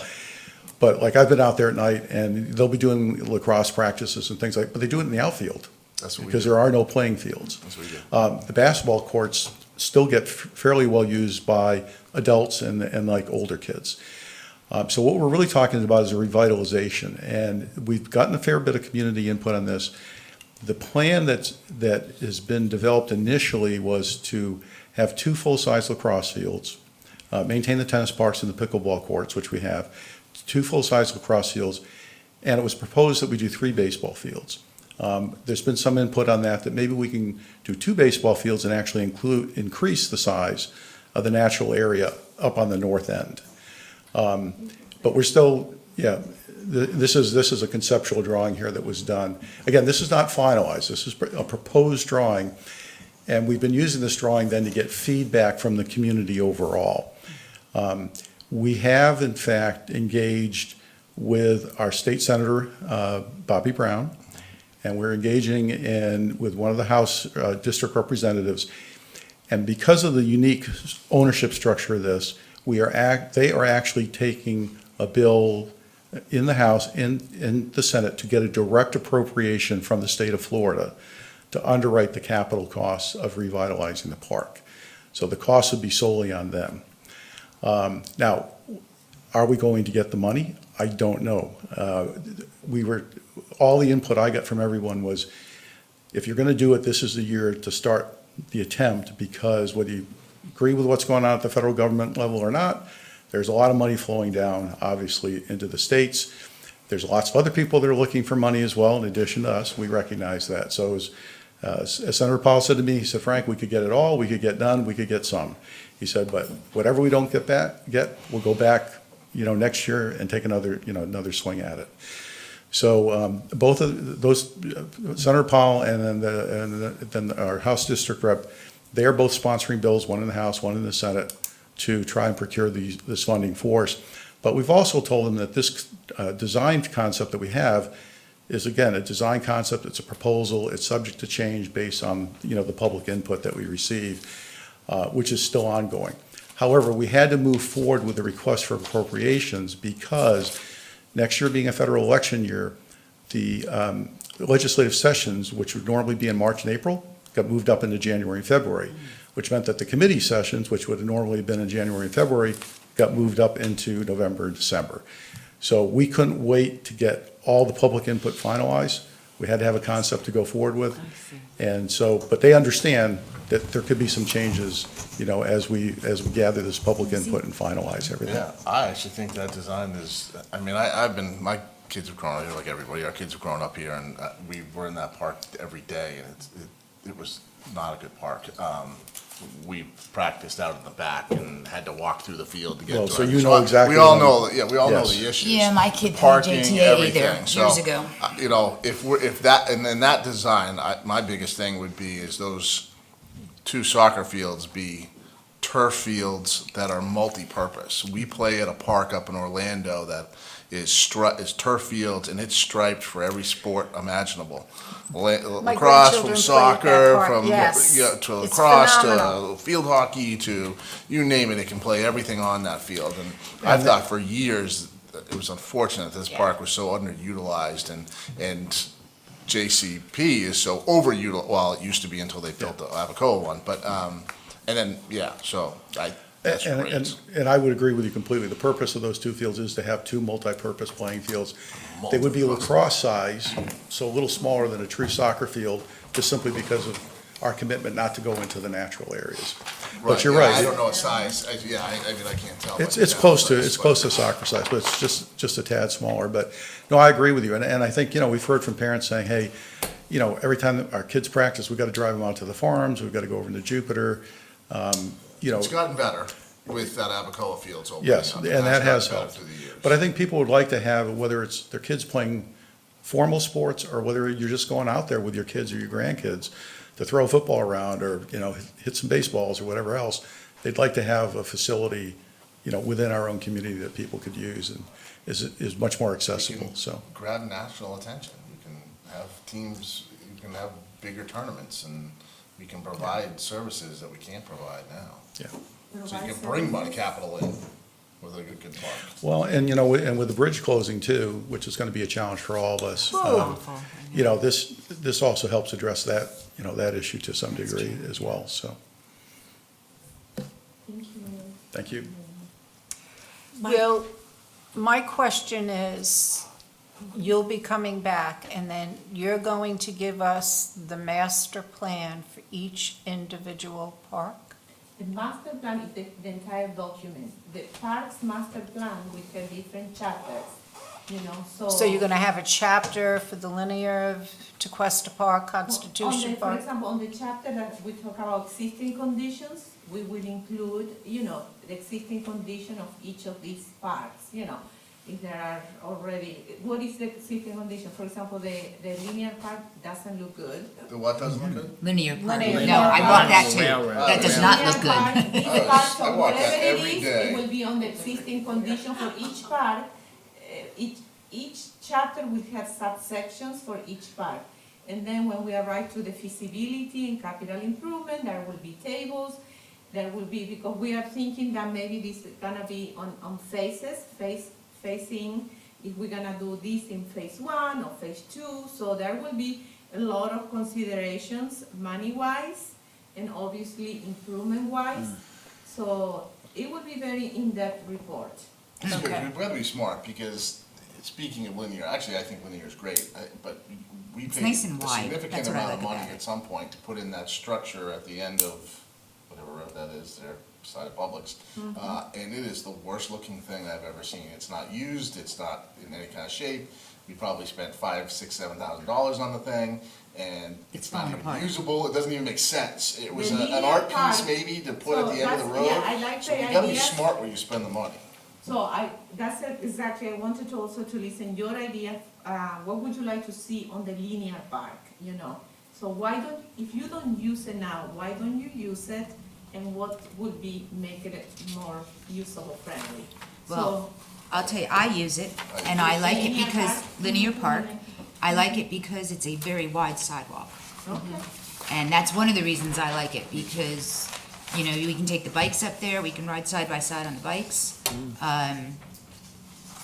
I like the loop, it loops. And I come like the back. way it loops and Yep. comes back. But Yeah, there's- it's kind of a, There's no benches if someone needs to yeah, there's sit no down. benches and no trash pails. We Right. need trash It's pails. trash can. And I would suggest, if the money is available, because a lot of people walk their dogs there and they Yeah. don't clean up after them, get some doggy stations out They there. walk their dogs so they don't have to pick up. Exactly. Ugh, it's gross. The dog They do. station. And I see know that a handful of them. during COVID last year, because the parks were closed, I saw a lot of people walking on the linear park, because you cannot, linear park, what is a linear park? It's a wider sidewalk with shade trees and amenities, you know, like a benches or something.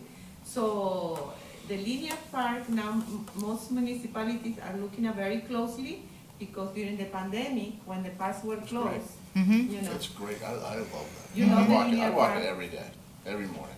A little So shady when you sometimes when walk it's there, dark, let but me ask you, because it doesn't connect to anything, it kind of finishes. That's what makes itself. it nice. Well, I just Okay. keep walking the county line and then go up, but. Yeah, but Or what- you But I go, love. you go to county line, because I'm looking at the whole drawing. you got the gas things there, so, The only thing Yeah. I would, Yeah. only thing I would Connectivity suggest to- is if you put some type of crosswalk, You but know, that's a because tough road to do I'm that just, in, as I'm so. looking at the whole map, I was thinking that maybe that could be a good road to connect to Tequesta Park, the linear park, you know, because it's is. close to Tequesta, and if you are biking, you could use that and get to Tequesta Park. okay. True. But now I'm showing Mhm. Bob Garlow, when he did that park. Who? Garlow, he Okay. worked for the village then, now I'm really showing how long I've been on here. Okay, there was a reason why they couldn't go all of the way down. And I can't remember what the reason was. I don't know if it was because of the railroad. I honestly don't know. Well, I think we could look at crossing the road, but that's a tough road to cross. It is. Yeah. I mean, it can get difficult. But a lot of Yeah. people that cross the road, you're crossing it and there's no crosswalk Well, that's thing what I'm for, suggesting. it makes it a little bit dangerous. Because both sides of the road are well used as Yes. far as sidewalks. There's people on both sides all morning and day. There's no real connection other than the intersection of County Line and Tequesta where you can cross safely. But It's on it's the east difficult side. when it gets into 4 lanes. So having it closer to County Line where it's only 2 lanes, you're not that far off of County Line Road. Traffic hasn't picked up, because people fly on that road. I'm guilty of it at times, so, it's just, it ends at that gas tank, and that gas tank gets in the way of visibility.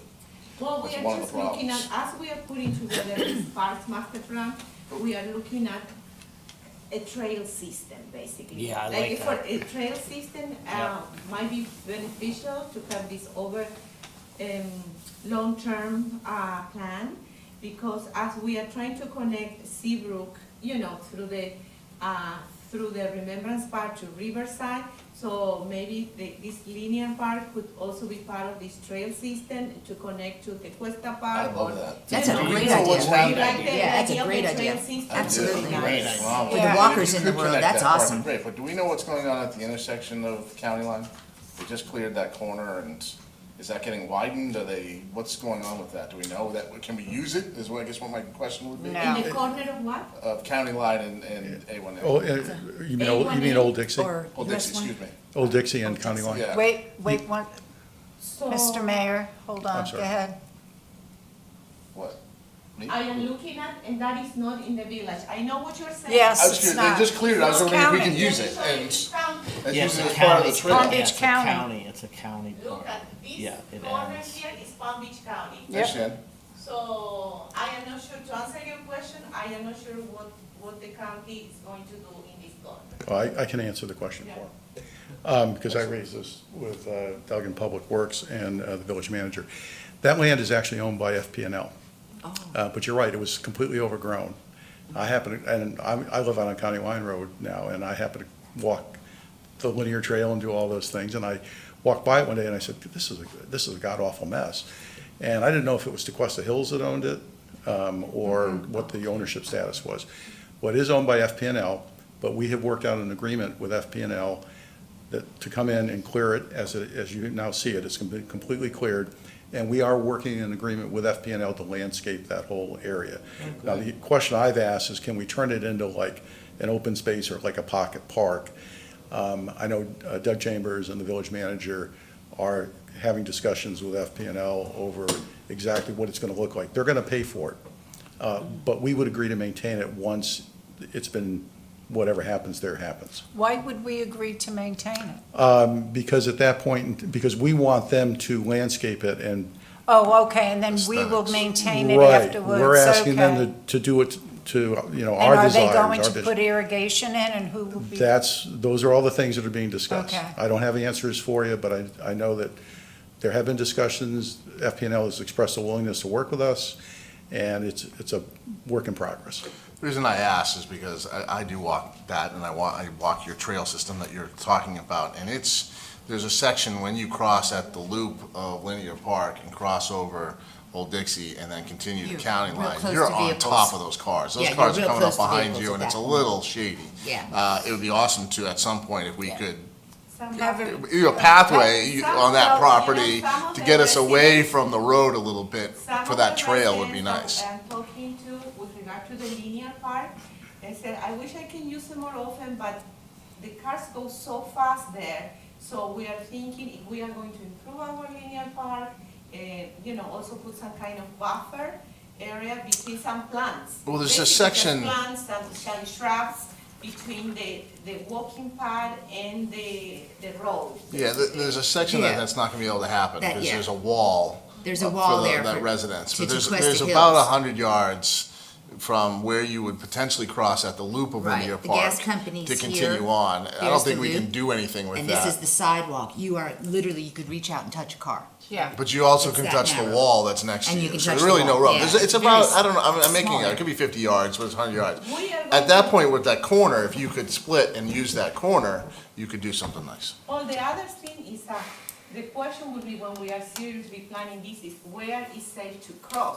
Do we need to arrive to the end of the linear park to cross on the other side? Maybe not. Well, So you maybe need we need to cross pedestrian, before. you need striping for pedestrian crossing. Yes. Not that majority of the people, and I'm on that road all the time, pay attention to anybody that is riding their bike Yeah, or something. pedestrian crossing It's crazy. definitely is gonna be a major consideration when we talk about the, the trail system or to improve the linear park. Where are we crossing on the other side? That's the big question with it. I would say It'd be the great safe, to connect if you could, Neil, so I think Yes. that's a great idea. connected is so. primo. I would say right now, the safe place to cross is at the post Yeah, but office. I don't The remember, post- I thought about it, because that's what I mean. But that's Why four don't you lanes. need to arrive That's to 4 the lanes. end to cross on the other side? Do you have Maybe, visibility there? maybe we can cross prior to arriving to the end, we will see, I don't Yeah, think you can between- cross 4 lanes. so. You need to cross 2 lanes. yeah. 2 lanes. And the problem is it's only 2 lane in that section when you get past, again, what is that road? Where Publix is on? I don't Valley, know what- is it Valley? Yeah, I'm sorry that I don't know. The back road to Publix. Yeah. That's what we call Back it. road to Publix, it goes to 2 lanes Yeah, there, I'm trying to remember, and yeah. maybe a little bit before that. And I That's- think at some point in there, Yeah, you in need that- to cross. My issue with crossing is if you get further to the loop, that gas tank and there's Yes. walls, you can't see the cars coming from. You can't see, that's why I like crossing by the post northbound. office, because it's So visible. you just need to be careful. And again, they did a nice Yeah. job with the pedestrian connection, crossing on the west side of the bridge. I was a huge factor in getting that because I complained because I got hit there. And the change has been great and people are slowing down and so you'd have to do some type of traffic calming Oh, yes, there has to to be, make and it safe, for because safety. that's even worse than the west side of the bridge was. So basically, at this point, and also we are looking at the big picture in terms of demographics, how the village is changing. I mean, maybe 50 years ago, to talk about a trail system for, bicycle and pedestrian was something that was not even think about it or consider. But as the demographic changes, we need to start looking at our village with different eyes and how can we better connect and, walk. Now, everybody likes to walk, exercise, so things are changing. We need to catch up with the trends, basically. And also, many residents are talking about planting more trees, canopies, a green area. So all of those considerations, it will be part of this parks master plan. Okay. And Love it. please, let me know, now you know exactly where we are, that was the PowerPoint. Let me know if you have any other idea, or if you wanna meet one-on-one, or if you wanna be part of the sit-down interview, and we would love to have you, so. And we are doing that now, November and December, so. Have a wonderful summer. Thank you. Thank you for doing that. Nice presentation, very nice, thank you. Thank you. It's a pleasure. Okay, board comments. Jim, you got the floor. Thank you. I know we want to get out of here late, so I'm going to be quick. But I apologize for last meeting that with all that applicant who came through and everything, I wasn't really thinking clearly on how things should do. So I had time to think about it this last month. I think what my concern is that as a board, most of the time, we're an advisory board to the village council, and we're advising them of what we think and giving our opinions or whatever. But when it comes to variances, and a few of them, we are the deciding factor. And, I think when we give our advice or our opinions and our, advice to the, I hope to think they listen and take into effect. And I think the same thing needs to happen for us in variances. I have to believe that, Neil, so you and your staff couldn't have felt, and you don't have to answer this, but couldn't have felt that applicant met the criteria of our variances. I know you well enough and professionally, and I think your hands maybe were tied and said, okay, they've answered the questions, and okay, you can go forward. So they've met the technical requirements of the application, but they might not have met the merit of the application. So, when I saw that, I felt a couple things. I felt, one, we weren't doing these variances correctly because we're not giving staff enough ability to give us what their, what their determination is. And then I don't think it was fair to the applicant that they presented that application. I thought we blindsided them on the fact that they didn't come close to meeting any of the criterias. So I would like to see, if possible, is we work with staff to, when a variance application come in, and we are the deciding factor. Am I going over what I'm allowed to talk about? You're looking at me, Matt. No. Okay. That staff, I'm just recommending that staff, potentially, when they review these applications, they give us whether or not they believe they've met the criterias or not. Just, again, village council isn't always going to listen to us. We don't always have to listen to staff. What Nielsen believes is meeting a criteria, I might believe that doesn't meet a criteria. So it's not like I'm asking her to make decisions or anything. I'm just asking that we give the opportunity to our residents that they don't present something that we can't even come close to connecting the dots or anything like that. Let's let staff connect the dots for us in this instance. Again, we are the final decision maker. So I think it would be best if at least staff on these type of applications say, okay, yes, they've met this criteria, yes, and then let us let us review and either agree or not agree that they've met the criteria. Respectfully, Jim, I disagree. I think, I like the way that it's presented to us. We get very thorough packages from staff, and to put that onus on them to make a recommendation to us, I don't agree with that. I like the way that they present it to us. I've been on this board long enough now that I am very confident the staff does a very thorough background as far as their vetting and their side of it. And when we get our packages and I sit down with a cup of coffee on Sunday morning, I pretty much know at that point by going through the package what is involved with that variance. Yes, there may be discussion, yes, there may be changes, but I have a pretty good idea going into it, what we're looking at. I'm not questioning that at all. I agree with you wholeheartedly on what you just said. I'm specifically talking about variances, and if this board feels that applicant that just brought something through, or any applicant bring something through, and it doesn't even come close to meeting the merits of the variance criteria, those 6 criterias, I don't think it's fair to the applicant that they've gotten to advertisement and we're going to have to deny them or postpone them or anything like that. I'm just specifically, I think they do a great job. I am not criticizing Nielsen. I've known Nielsen for years and her staff. I think they do a phenomenal job. I don't think there is a municipality in this county, including the county, that on various variance applications that staff is not giving their at least interpretation that it has met the criteria. I mean, I do these variance applications everywhere.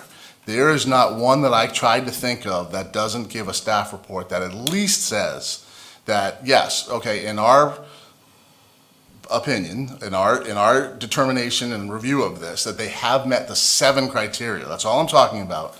And now it leads them to then present, then that's up to the applicant to present to us and make that determination. So I'm just bringing that up to the board now that I've done the research over this last month. I looked at all the municipalities. I couldn't find of any. I know the county unincorporated gives, yes, they've met it, they can move forward. I just have a hard time believing that staff can sit there and say to us that an applicant who, if they're required to show us in a variance what's unique to a land or a building or whatever, and they say because their grass is blue, that they're saying that meets the criteria. I think if they've given a valid argument and at least says, all right, we think the reason why the variance should be approved because it's unique to this, at least staff can say, okay, they've made their argument that at least it's unique to this. So that's my point. I felt bad for the applicant, to be honest with you. I don't think it was fair to them at all, so. The other problem is what I had stated last month is, and I drove down that road. There's them and I think only one other home. All of the others have everything that they had asked for. The problem that we need to address is that when we're approving start approving, and it's something that you had stated years ago, you're approving variances, but you have to look at the whole picture. You got to look at the area. I mean, there's people that are in the town of Jupiter, and Jupiter has addressed that. So we need to update some of our codes on addressing property that it's unique on that part, because what they're doing on Riverside Drive is, well, they've all done it. They've knocked it down and they build great big mansions. So I agree with you, and I looked at that, and I thought about that, and I was agree with you last meeting about that. But the problem with that's going to be is that you live on one side with the R1 zoning district. I live on the other side, and you have a lot, you know, again, we're using whatever. You have a property on one side of the street that's in the same district as mine on the others. Yours is unique because it's got all these things, and okay, so maybe we can understand that uniqueness, but I don't have that. And if you change the code, now I'm getting the same benefit you're getting, and we might not want to do that. That might be a road we don't want to go down, because it'll be difficult to have a, you know, Yeah. I think that's the reason for the variances, is that you're proving that your property or building or whatever it is unique Is to in the that other area. zoning district. And now I'm in the same zoning district and I don't have that uniqueness. That's why they go seek the variance. So I think the code changing, I agree with you. I thought the same thing until I kind of thought about it. I think it'll be difficult for Nielsa and staff to do that. After the last the last planning and zoning board meeting, I look a very close our zoning map, and I'm actually looking at from here. You see the yellow R1 and then the more orange R1A. So, and I start finding the local denominator. What are with regard to these fences? You know, And I didn't one of wanna the talk local specifically about one of the someone's local property. denominators is the length of the lot. One lot is such a long side, you know, so that's when we start having this application, because the lots are very long and they would like to have some kind of, because the houses are on the back and they have such a long, you know, front yard. So regardless of the zoning district, I start looking at that. There might be something with regard to the length of the lot, and that could be something because the fence code is not related to the zoning district. The fence code is very specific that Yes. says to the front of the structure, regardless of where it is on the zoning district. So the fence is not so. It's because this board mentioned this, so it's even we put it on the minutes. You know, you read the minutes, so we are already starting to brainstorm and looking at that. And I need to reach out to the village manager, and then that's, you know, I need direction from him, and then maybe workshop it with village council. So anyway. I just wanted to be clear, I don't want to specifically talk to any one variance. I'm talking on a whole on the variances, and it just happens to be that an application came through that I know staff, in my opinion, my personal opinion and professional opinion, that staff cannot believe that they met any of the criterias that they brought in front of us. And I don't think that's right. That's my concern. I think there has to be somewhere in there that staff can make some type of determination, because we are the deciding board, that yes or no, they meet it. If they say no, they don't meet criteria, the applicant still has the ability to bring it in front of us. If they say yes, they still have the ability to bring it in front of us. It doesn't mean that we as a board or individually are going to accept it. I think it makes the report more thorough. It gives us more understanding. Because I don't know if all of you, and I would never ask or never talk about it, but I don't know if you all felt the same way I did about that application. But I'm being honest, that application should never have gotten advertised, should never have been brought in front of us. And I felt bad for a village resident. And so Mr. Hackett, however, let's say I do the analysis for each criteria, and the applicant still you know, they want to go through due diligence, you know, they want to go through the process. So regardless of my analysis, the applicant still would like to be heard. They have the right to be heard. That's what I said. I understand that your recommendation might be denial or approval or whatever. Yeah, I understand that, and but again, I think that at least, at a very minimum, while they're in the process with you, that if they were to bring those criteria in front of you, and again, I don't understand we're using example, any variance that they would bring those criteria in front of you, that when it says it needs to be, and I'm using this as an example, unique to the structure land, and they talk about having, a boat, or whatever it is, and it's not relevant to the actual criteria, that I think you have the ability in your professionalism to say, listen, I know my board, they're not going to believe this meets. I don't know where you guys want to cut it off, but I think if we allow what happened last month happen again, I don't think that's fair to the village residents. That's all I'm saying. Leslie, you have the experience on this board with variances, I think more than most. What's your thoughts? I think they've always just presented everything, but previously we were a lot harsher. When we had a board Board of Adjustments. We had Board of Adjustment. I mean, we were harsh. Didn't approve very many, so. Okay. So, you'd No have taken. people say, okay, but, safety and people come on our property, and it's like, well, they come on my property too, it's, Right, you're not any different than I, just because you've got right. a house on the river, it's.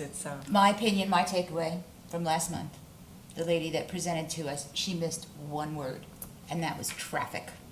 Had she mentioned the traffic pattern to her parcel, it might be. I don't think we can But that's discuss, unique to her I don't parcel, think we 'cause they can all have the discuss traffic. that right now. I am discouraging any more discussion about the application specifically. Thank you. Let's That's why I just was talk about trying the to talk about process. variances general, is that I think we just need to do a better job as a whole.